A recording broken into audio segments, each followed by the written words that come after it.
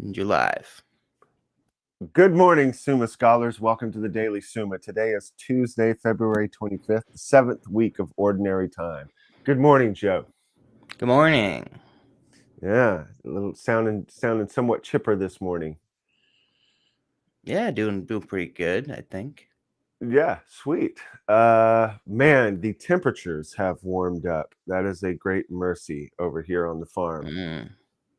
The ice is clearing up. The walking is not so treacherous. The animals are not suffering as much. It's pretty good. Mm. Yeah, it's gonna be like 50 something here today, so that's gonna be nice. Well, next month, which is a few days away, next Hmm. month is March, which we're moving into spring. That's the crazy thing. Yeah, it's true. I guess it is about springtime.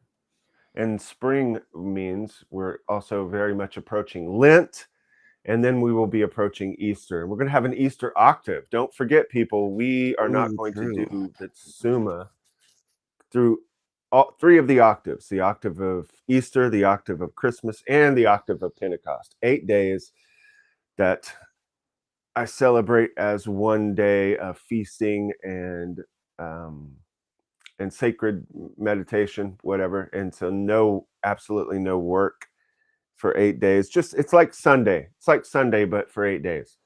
So there will not be a daily Summa for 8 days. That's probably going to be weird, Joe. Yeah, I probably mostly we were coming back to it. Maybe so. I think it will be wonderful, though. Mm. That's the beauty of the rhythm of this schedule. That rooted in the church and in the scriptures, living according to that schedule, you get a rhythm of change so that you don't have a monotony of life. Mm. I remember a conversation once with my father when I first started becoming religious, going to church. I said something about that, and he says, he was an atheist and everything.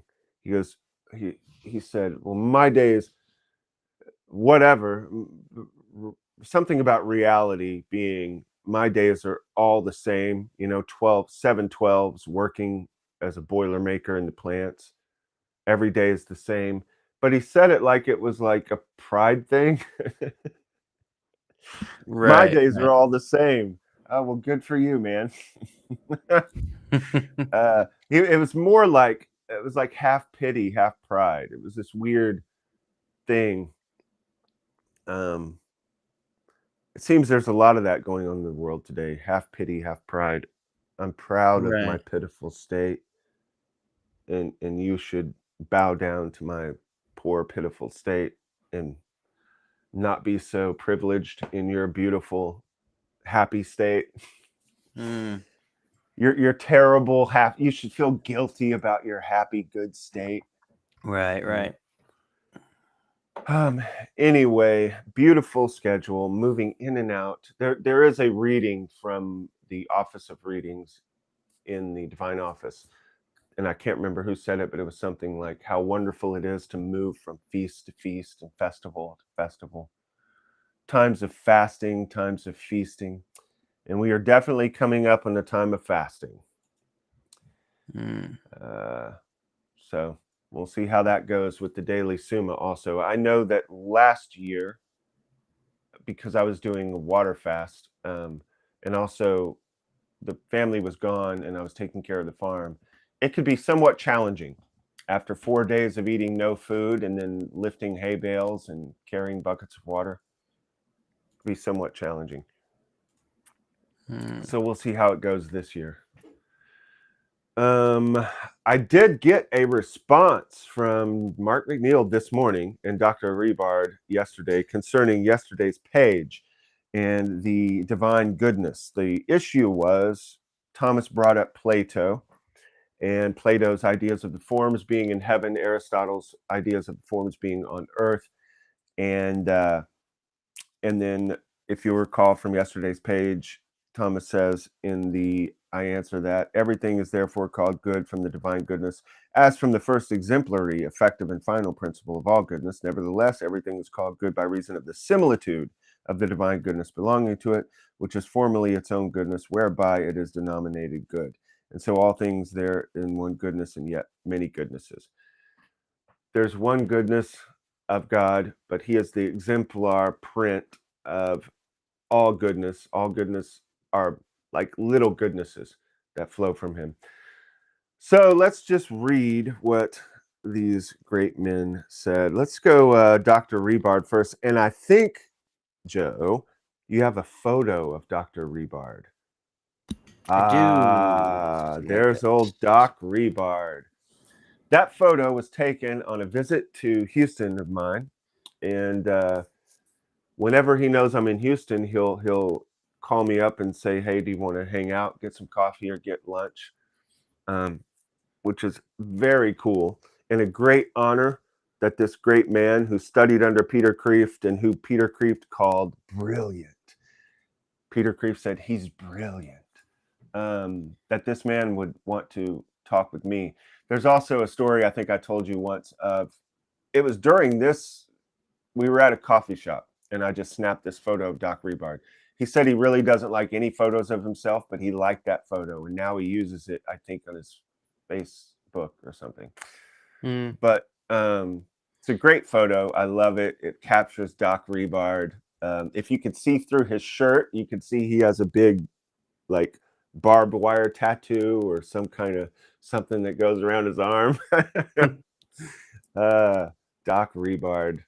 But during this conversation, he said to me, he looks at me kind of grinning. He goes, I think because he's older than me, and I think that came up or something.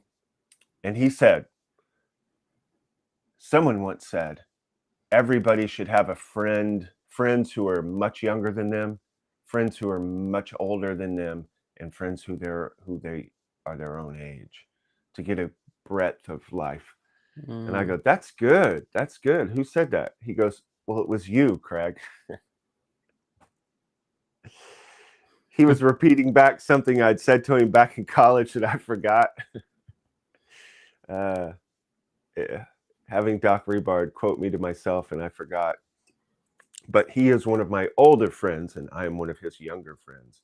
Joe, you would be one of my younger friends. I would be one of your older friends. Oh, yeah. In case you don't know. Yeah, I kind of figured that one out. But you do like to point out that you're actually older than me because you have children, a wife, responsibilities, things under your control that could die. That's true. The only difference is I don't have the Grim Reaper standing behind me. Oh, nice. Well, I don't know. Shall we bring up bodily No, that's not important. Bodily realities between the both of us? No, none of that's gonna kill me, you know. Yeah. Let's hope not. I don't think it counts. So yeah, let's hear what Doc Rebard has to say about this previous page in the Divine Goodness. Doc says, one and good, in quotes, one and good are transcendental attributes of being, adding nothing to being, and without real distinction from being. They name being as undivided and desirable. One is the undivided part, desirable, the good part. The distinction is purely logical, that is, only in the thinking mind.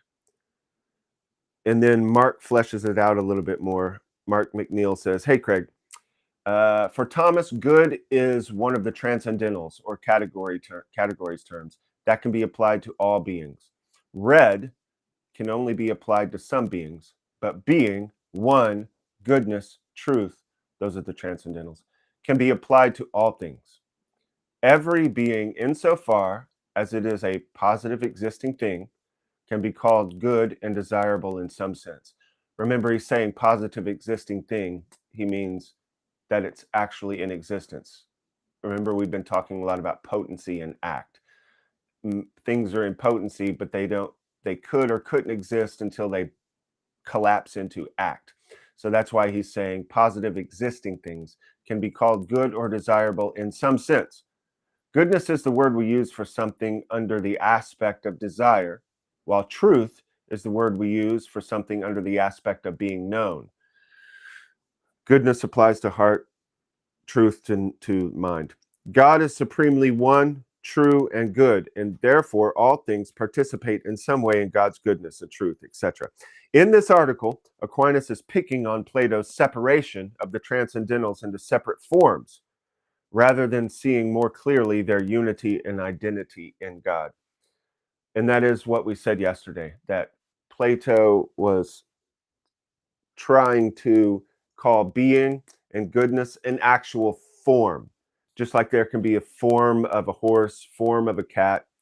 He was trying to say somewhere up in the heavens, there's a perfect form of oneness and a perfect form of goodness.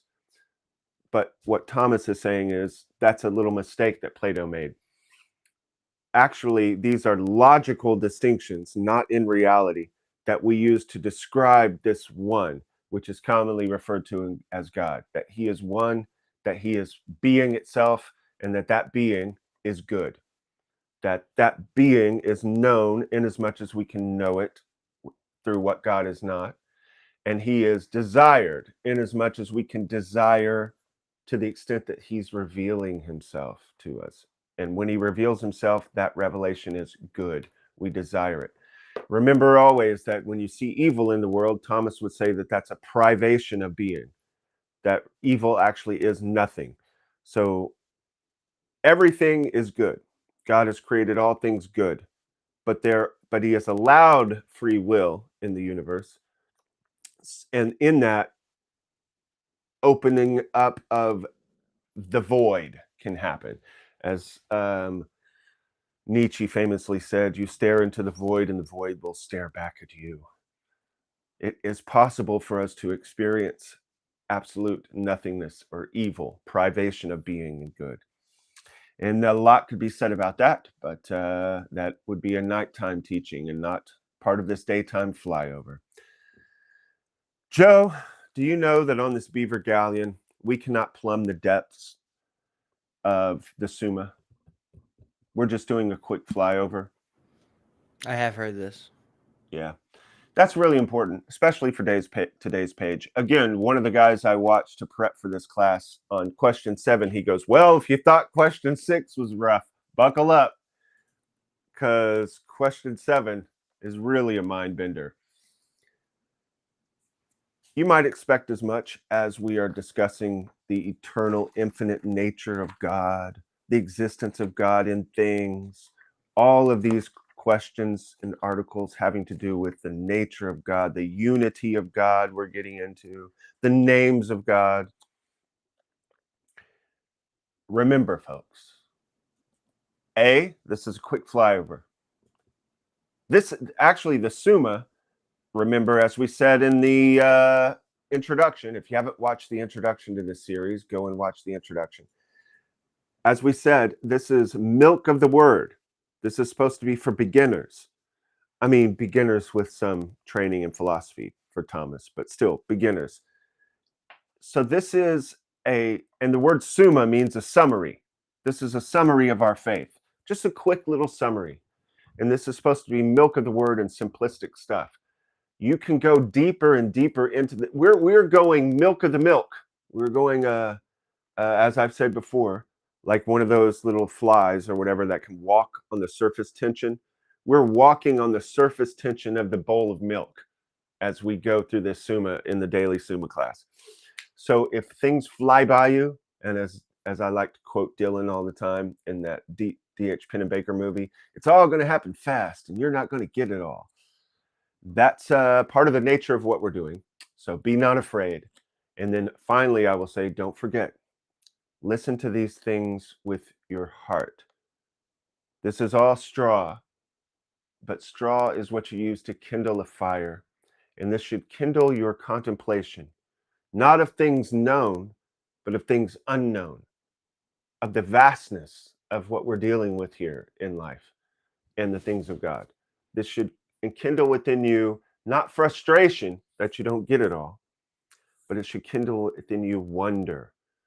as a child setting out at night staring, or an adult, Hubble staring through his telescope at the vastness of the universe and the wonder of it all, and how it can be retreating or expanding, which means it retreats back to this point of nothingness. How is that possible? These are all the wondrous, what I'm trying to convey over to you is the scientific mind. The scientist wakes up in the morning and he can't wait to get to his lab to find new answers and new questions. It's not a point of frustration, although it can be frustrating for the natural scientist, and often is. The overarching attitude is one of discovery. And so let that be your attitude here as we go into question 7. An attitude of wonder, of discovery, of, like my friend Laura Leasy from the band Krungben's Child in the Butterfly Museum, the wonder of all of this. And then if something does shake down, if an epiphany does happen, if some connection takes place and you see something, there you go. There's a little gift from the Holy Spirit in all these things. How much time have we taken already? About 15 minutes, Joe? Is that correct? Yeah, dude. Yep. I was trying to decide if I was going to talk about this movie I started last night because, wow, the first 10 minutes were just, I'll say a little something about it. Man, how can I say this correctly?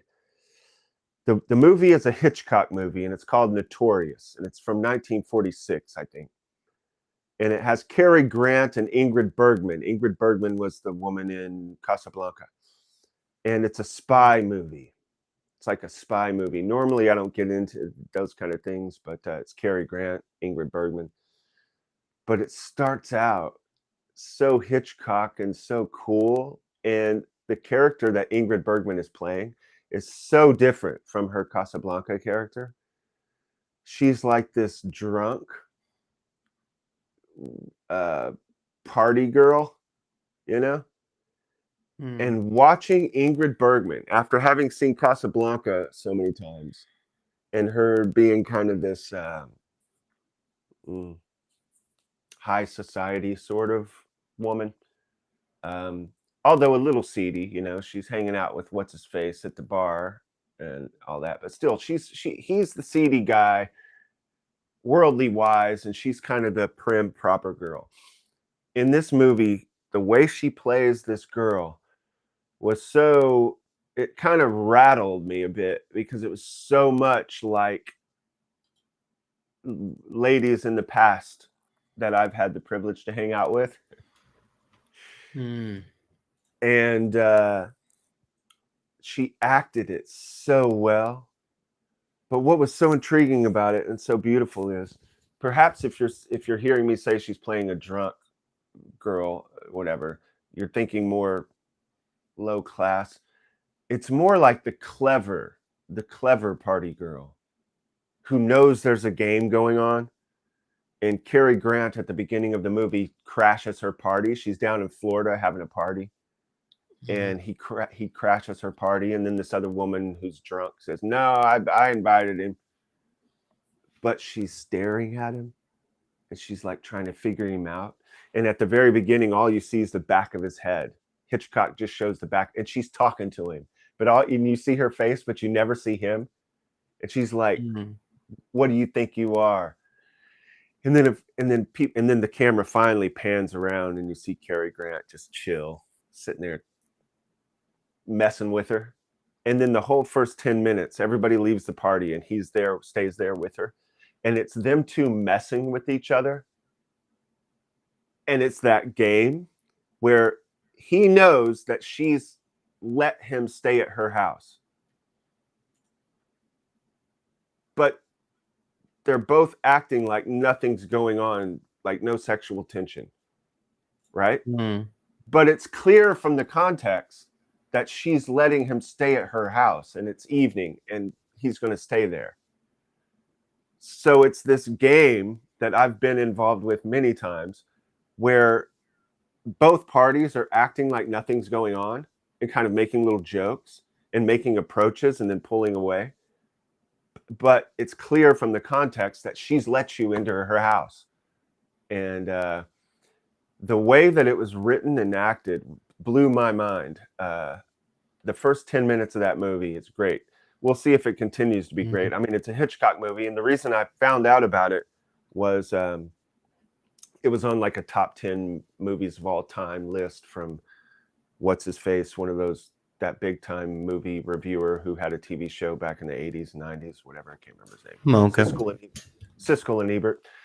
But yeah, and I could probably go off on that and say more about that tension, but that does play into what I'm trying to say here. You'll see that same tension in the Song of Solomon, Shir Shirim, where the lover is looking for her beloved and then he's not there, but then he approaches and then they start to say things back to each other, but then he withdraws. And she goes out to the women of Jerusalem, where is he? And then she goes and finally goes to bed, and then he knocks on the door. And then she's like, how shall I get up? I've already cleaned my feet. I've already taken off my coat. How shall I soil them again to walk across the floor and come answer the door? So she's messing, right? She's like, why should I get up to come get you? You stay out there with the dew on your hair. But then she finally gets up, and when she does, he's gone. It's that whole tension, that sexual tension, that male-female relationship. And that's what we're going through here in this life. So as we're going through the Summa, remember, sometimes you're going to think you got it. Oh, the lover is in your hands. As it says in Song of Solomon, I grasped him and I would not let him go. Just as Mary Magdalene did with Jesus. When she saw him after the resurrection, she grasped him. And what does he say? Don't grasp me. I have not yet ascended to my Father. And then he leaves. Then he returns. This is the whole drama that we're going through here in life. And this drama is very much embedded in the Summa, if you'll just follow along and let it play out. That the lover is calling his beloved. The Lord is trying to show you things about himself. And sometimes it will be exultant and you'll feel like you grasped it. And sometimes he'll be gone and it'll seem like you don't. So just follow the plan. Don't despair. All right, with that, let's head into question 7, the infinity of God. And yes, we're done with this. Goodbye, Mead paper. Let's go. After considering the divine perfection, we must consider the divine infinity in God's existence in things. For God is everywhere and in all things, inasmuch as he is boundless and infinite. Concerning the first, there are 4 points of inquiry. Number 1, whether God is infinite. Number 2, whether anything besides him is infinite and is in essence.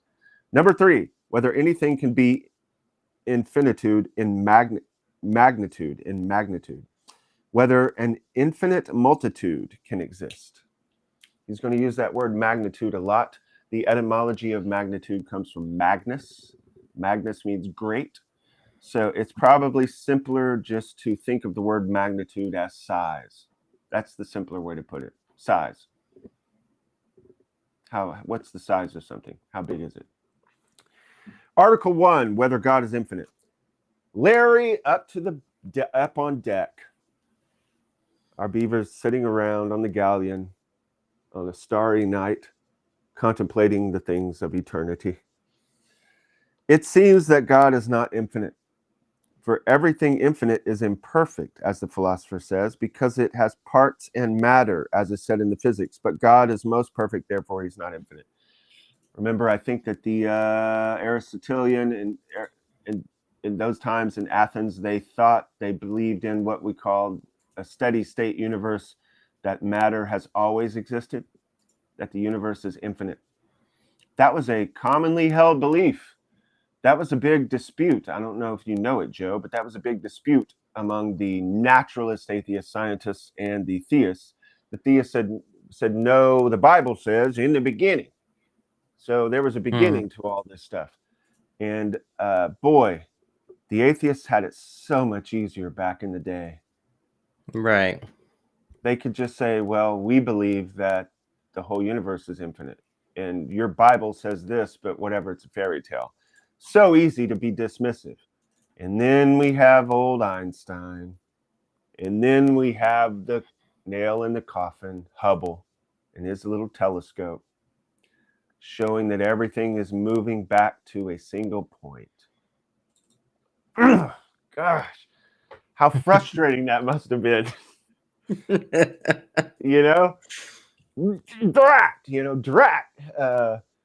And then, of course, the theists, I wish they would have been cool about it. Instead of like, in your face, stupid atheists, only driving the atheists further away from God. Thank you, theists. Thank you. Now we have 2020 because all the cool people left the church because you were jerks and everything went goofy. Okay, anyway. Let's go to objection 2. Further, according to the philosopher, finite and infinite belong to quantity. But there is no quantity in God, for he is not a body, as was shown above. Therefore, it does not belong to him to be infinite. Ralph is using the infinite matter premise and saying, well, matter is infinite, so says Aristotle, and God's not matter, so God must not be infinite. Okay. Objection 3, Shimon steps up and says, wait. Further,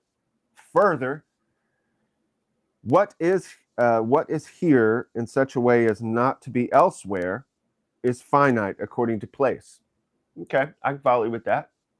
What is here and not elsewhere is finite as regarding place. This cup is here and not there, so it's finite. All right, Shimon, I'm with you. Therefore, that which is a thing in such a way as not to be another thing is finite according to substance. Okay, I'm still on board. I'm still with Larry. I'm still nodding my head. Shimon, I'm nodding my head. That which according to substance, the substance of a horse is finite. Horsey substance isn't doggy substance, so it's finite. I'm still with you. But God is this and not another.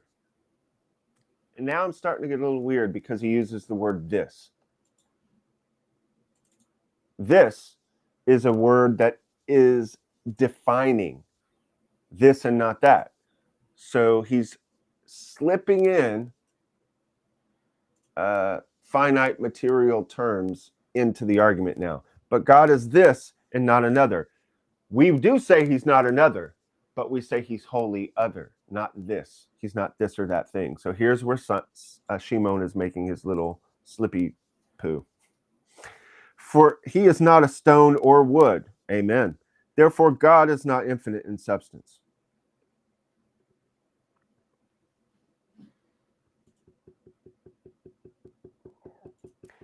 Again, previously, as Mark and Dr. Rebard have said, we do say that God is being itself, but that's being encompassing all being. We're participating in it. So when we say being, we're not talking about this or that. We're talking about that which is all that. He's all that.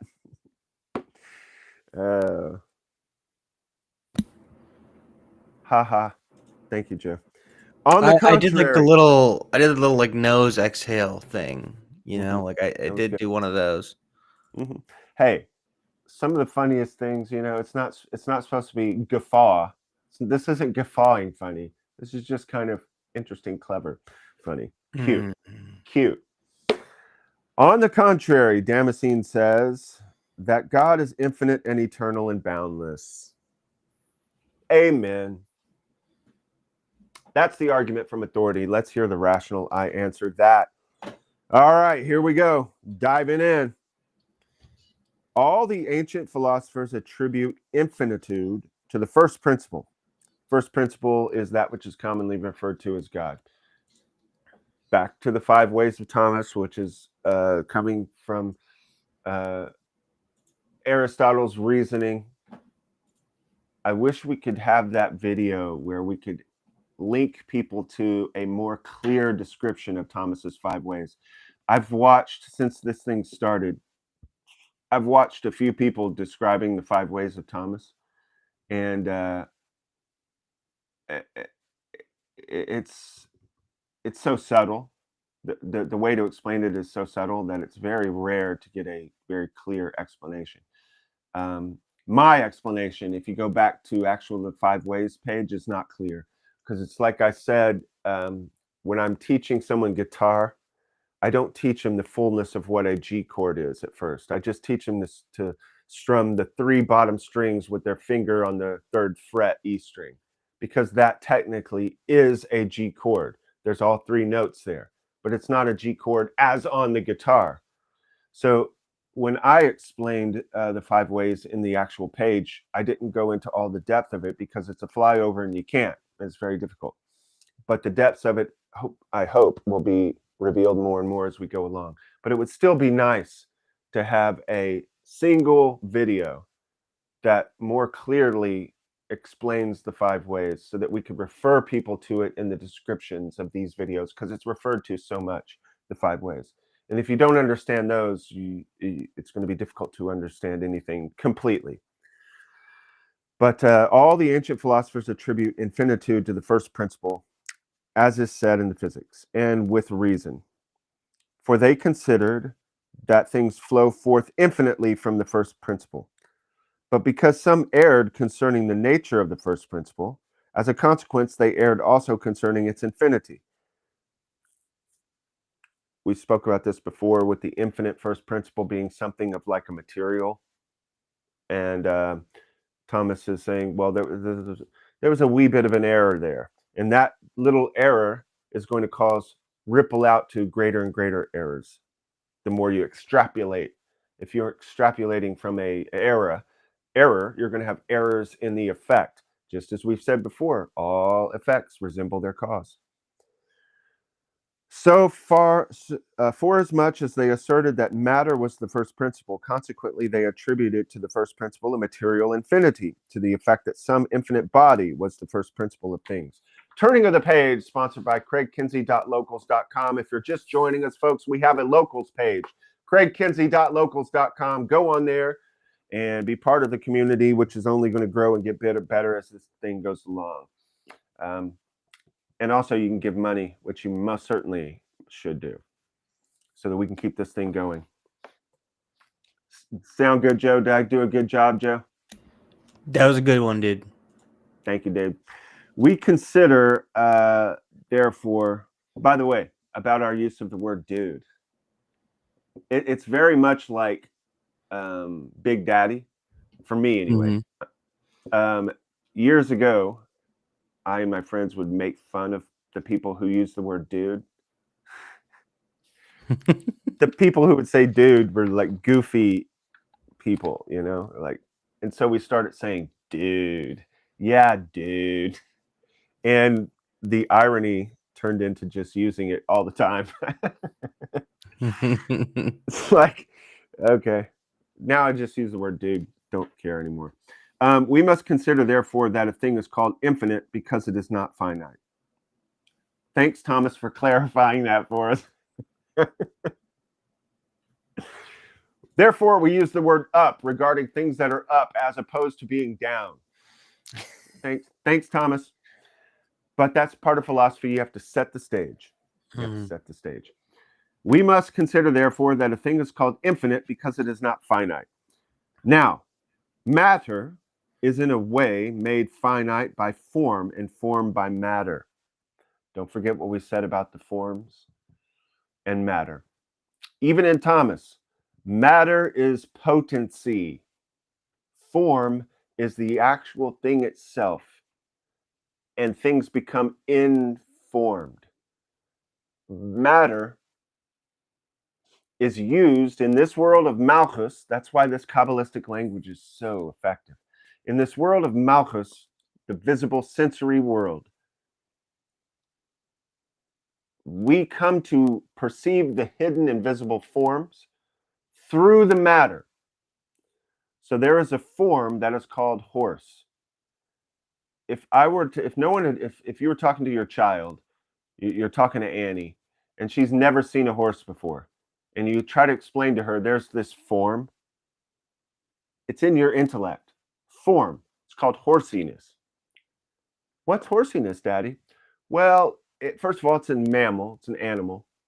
Right away, she has collapsed all of her possible. Her mind's wide open. Dad could be about to say anything. She's never heard about a horse. It could be a star. It could be a butterfly. It could be a plant. It could be a dance, a way you dance. Could be anything, food. But Daddy says, well, first of all, it's a mammal, it's an animal. All that potentiality collapses, and her mind is now thinking animalishly. She's thinking, okay, it's probably going to have legs, it's probably going to move, it's going to have a head, but what kind? Then Dad begins to describe more. Well, it's very elegant, it's very strong. So maybe when she says strong, her mind pictures a bull. Maybe she's seen a bull before. You get the idea that I'm getting at. We don't need to go through the whole darn thing. You begin to describe a form. But once she is taken out into the farm, into the field, and you point and say, look, there's a horse. You need no more of these fancy definitions. That's the power of the feminine aspect. The masculine aspect has power too. It has informative power. But once that informative potency collapses into a reality, a feminine kli, a vessel that receives it, and then it's put forth and birthed into the world, you don't no longer need to throw a bunch of words at Annie. She sees the horse. She feels the ground moving. She hears the thunder of the gallop. I remember once I was in my hermitage down here. This is not this, but the actual hermitage, the shed down by the pond. This is like 3 years ago or whatever, when I first started living here. And I'm in the hermitage and I'm having my little private, quiet prayer time. And the horses, well, mainly Liberty, starts galloping, full gallop, straight from the upper paddock way up there, galloping down the hill straight towards the shed. And man, I can't describe to you I knew what was happening, but it sounded just like thunder, as they say in the books describing the army coming at you. And the feeling of it, I jumped up and it was scary. I actually got the flight or fight response, and I thought something was happening. But anyway, and then I see her gallop by the door. The power of a horse's gallop. I can't even imagine what it would be like. That was just one horse. I can't even imagine what it would be like if it was a whole army of horses coming at you with murderous dudes on top of them with sharp blades. The things that humans have gone through in this little adventure called life on earth. But once you see the form instantiated in matter, then you get the full effect within you, and it's imprinted on you. You're informed of what a horse is. Remember, we talked about the word inform, forming in you the form of horse. In some way, horsiness, that form called horsiness, which is instantiated in numerous horses, they all share the nature of horse. That nature, that form, is like a signet ring with wax pressed into Annie's soul. And Annie walks away from the farm being informed as to what a horse is. It's the nature of matter. Now, that same matter that's in that horse, as we saw with the donkey Dallas, that matter that was the form of donkey is now changing form and turning into soil, as Dallas, sadly, goes the way of all flesh, and the matter is being reformed to be used again in some other form. That's why we say matter is pure potency. It can potentially be any form. Only when it's instantiated in a single horse or a single cat or a single Joe is it collapsed into a form and takes on that form. No, now matter is in a way made finite by form and form by matter.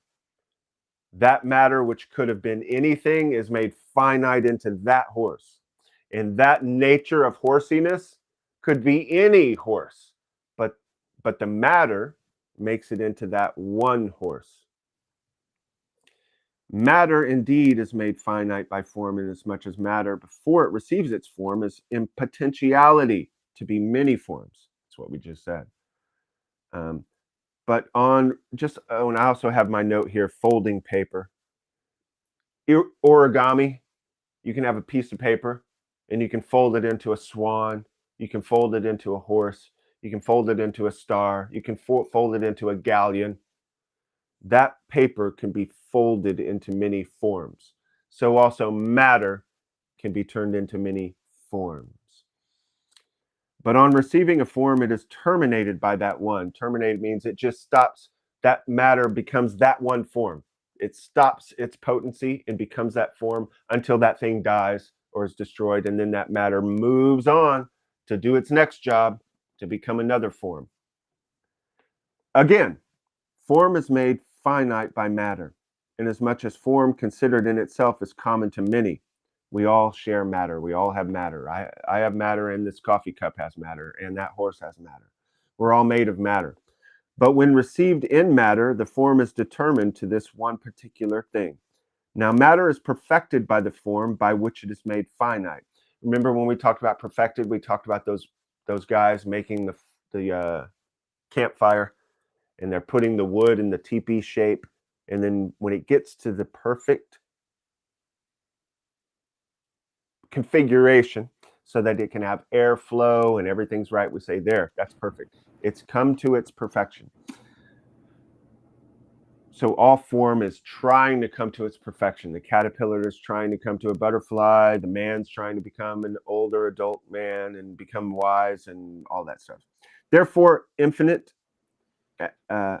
is attributed to matter. Okay, therefore, infinite, as attributed to matter, has the nature of something imperfect, for it is, as it were, formless matter.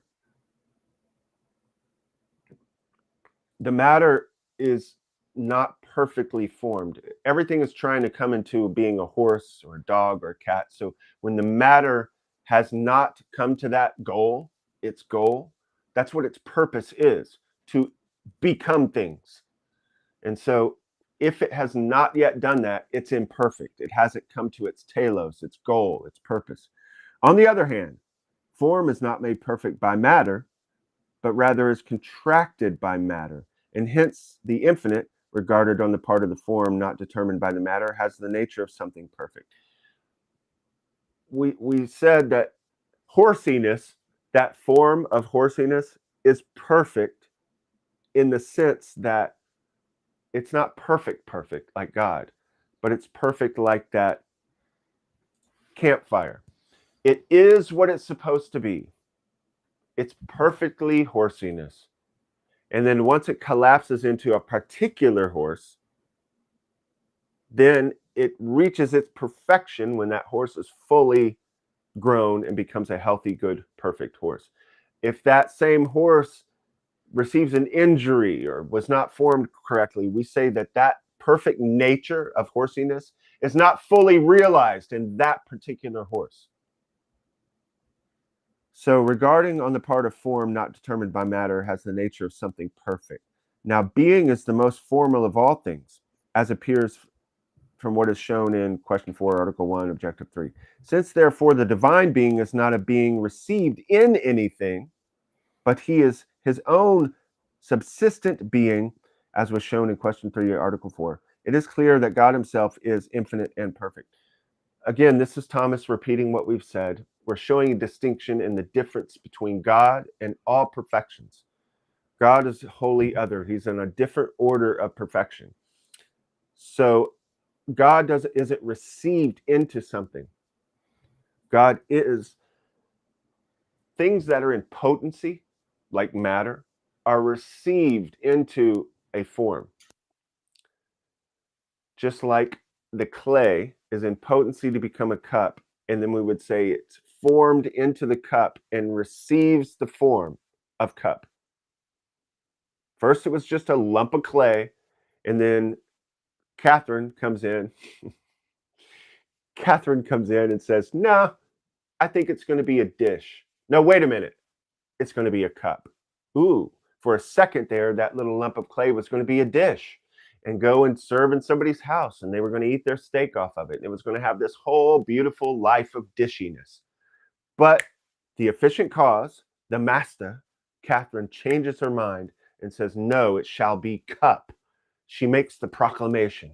And the efficient cause, Catherine, begins to work on this mold, this lump of clay, and turns it into cup. And that matter, the clay, receives the form of cup. Remember, we talked earlier about receiving and giving, the Kabbalistic language, light entering into vessels. Everything in this universe, cosmos, is a recapitulation of masculine, feminine principle. There's always a giver and a receiver. There's always that which is given and that which is received.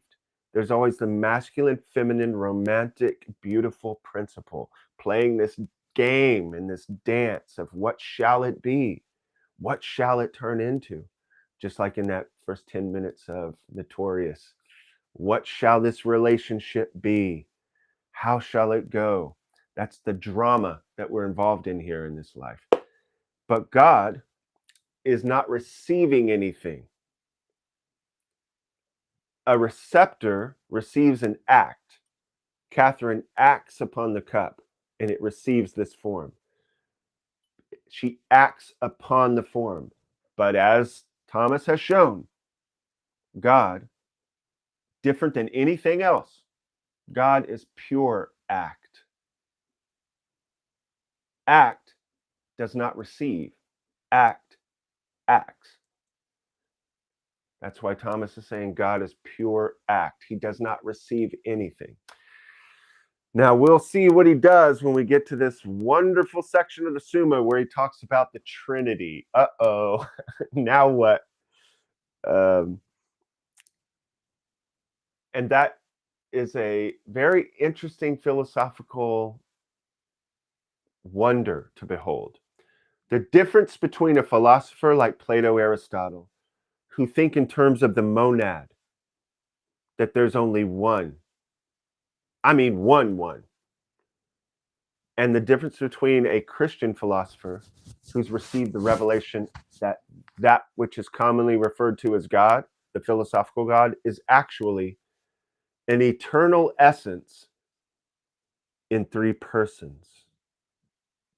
How does that change a human's way of looking at the universe and philosophy and forms and matter? The difference between a monad, absolutely one, and absolutely one as three persons. As the Hebrew word echad means Adonai Eloheinu, Adonai echad, Hear, O Israel, the Lord our God, the Lord is one. That word echad means a compound unity. Like if you have one stick and another stick, these are each a different kind of one. But if I take all the sticks together and I bind them together and turn them into a cane, now you call it echad, one cane. We use the word echad because it's a multiplicity that comes as one. Or grapes. In Hebrew, the grapes, if you have a bundle of grapes, you call it echad, one bundle, because it's one of many parts. That's why the Rambam questioned God and said, why did you use the word echad when in the scriptures that says Adonai Eloheinu, Adonai echad? Because that makes the Christians, the heretics, as he said, believe they're right. That, see, it's a word that means compound unity. So obviously it's a hint, it's a remez that God is Trinity. And then the Rambam received the reply back from God, let he who is in error be in error. That's a famous quote in Judaism. Let he who is in error be in error. the way that our brother Yaakov says it is, we teach the truth. If somebody else gets confused about it, that's on them. That's just the way things are right now in this world of shadows. But the interesting thing about that statement that the Lord spoke to the Rambam is it can be taken both ways. It can mean let the Christians be in error, but it can also mean let the Jew be in error. It can be taken both ways. From this appears the reply to the first objection. Thomas isn't even going to touch on the first objection because it's in his reply. It seems that God is not infinite, for everything infinite is imperfect, as a philosopher says, because it has parts and matter, as it said. God is most perfect, therefore he is not infinite. He's saying, I've already explained this in the first objective. God is not matter. Matter is not infinite. God is wholly other and perfect on a whole other order, and he shares that perfection with all being. Reply to objection 2. Quantity is terminated by its form, which can be seen in the fact that a figure which consists in quantity terminated is a kind of quantitative form. That's a bunch of mumbo jumbo, but Larry is saying that quantity is the amount of matter is terminated in this form only is going to represent a certain amount or quantity of matter. Which, let's see, where am I? Quantity is terminated by its form, which can be seen in the fact that a figure, which consists in quantity terminated, is a kind of quantitative form. A figure is a type of quantitative form. It has this much quantity, this form. Hence, the infinite of quantity is the infinite of matter. Such a kind of infinite cannot be attributed to God, as said above in this article. This clay, the clay that we talked about with Catherine entering into Paul's studio and seeing the lump of clay, in a sense, we could say that that lump of clay is infinite because it could turn into a supposed infinite number of things. It could be a cup, it could be a bowl, it could be a plate, it could be a statue, it could be a statue of David, a small statue of David. It could be, you get the idea, it could be any number of things. So that matter is infinite in that sense, that it could be an infinite number of things, but it's still finite in the amount of matter and the place and magnitude. If I have a certain, the amount of clay that was used to make this cup cannot be turned into, there's a big, outside on the front porch, there's a big barrel, a big clay barrel. That amount of clay could not be turned into that thing because it's finite. It can only be turned into something around. Uh-oh, I think I just lost my earbuds, Joe. Can you hear me? I can hear you on the outside. Oh. I checked it. I checked it yesterday and it said it was fully charged, but I wonder if it just shut off out of rebellion. Theology is rebelling against the infinity of God. Say something to me, Joe. Hello. Yeah, I can barely hear. You're like on one of those 80s movies, Honey, I Shrunk the Kids. You're like, hello, hello. I can just kind of barely hear you. Even though I know you don't like to talk, I'm going to still turn the volume up on this thing just in case you do. Because I don't know if you noticed yesterday when I heard you back, it didn't sound bad, even though you were speaking through this but computer. it does like half the time. That's what I was That's trying to what I was explain about to you. say, And but I now can realized hear you did back. say sometimes it does and sometimes it doesn't. Yes. Yeah, like right now it comes through. Okay. So Let's get we're on probably through. not going to talk much now.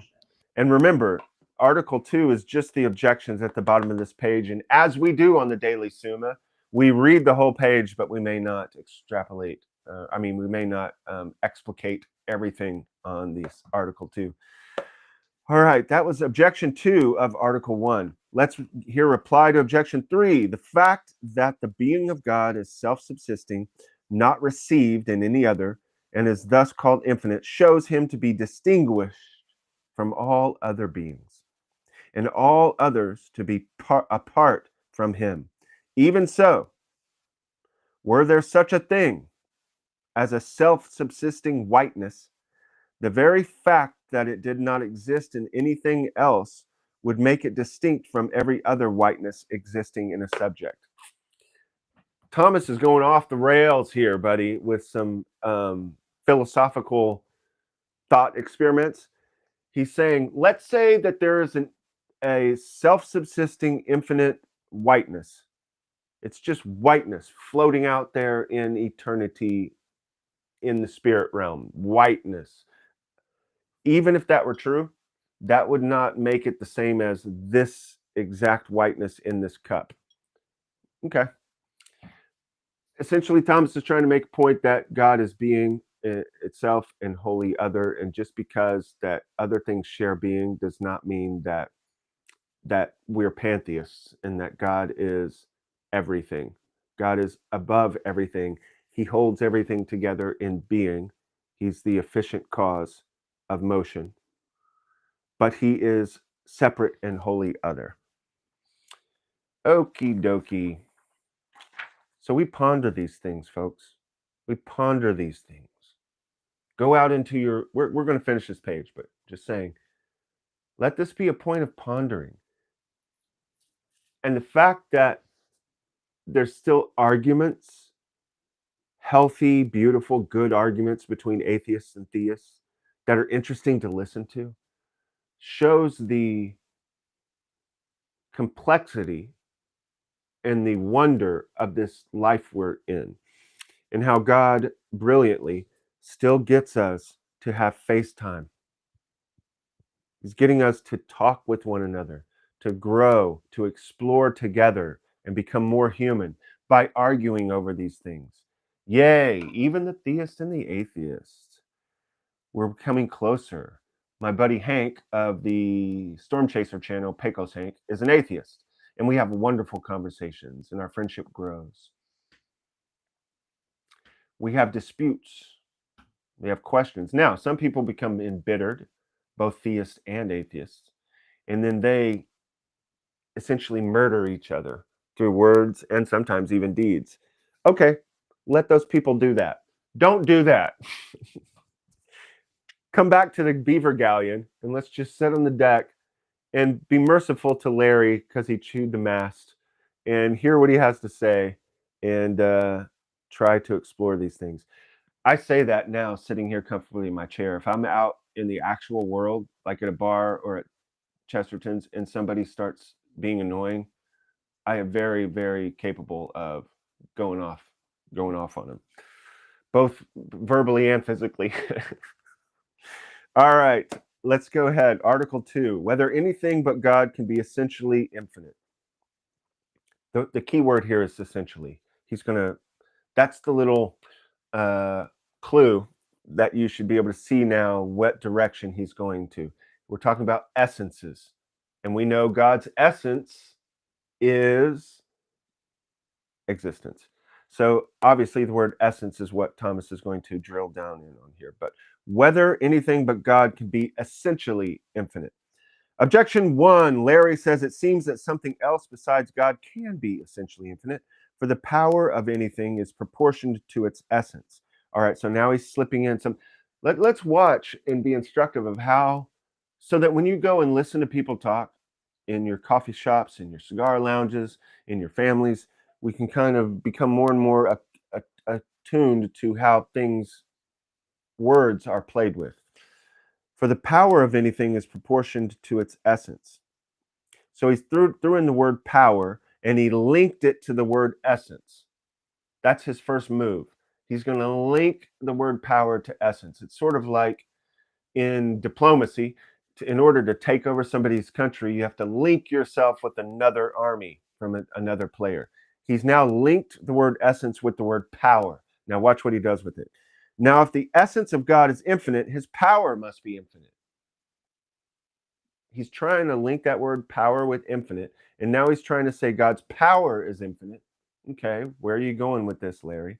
Therefore, he can produce an infinite effect, since the extent of a power is known by its effects.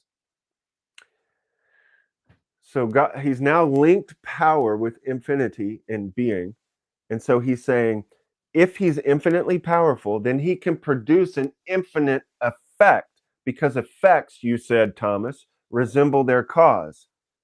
And since the extent of a power is known by its effect. So he's saying if he can create an infinite effect, then something else must be infinite, because God's creating infinite effects like himself. Very clever, Larry. We'll see what Thomas has to say to that next page. Did you hear that cat meow? Yes. Thank you, Joe. Objection 2. Further, whatever has infinite power has an infinite essence. Now, the created intellect has an infinite power, for it apprehends the universal. Okay, that's the trick. He's saying we can think in our minds about an infinite number, like 1, 2, 3, 4, 5, 6, 7 goes on to infinity, pi, 3.14, blah, blah, blah, goes on to infinity. So our minds are infinite, is what he's saying.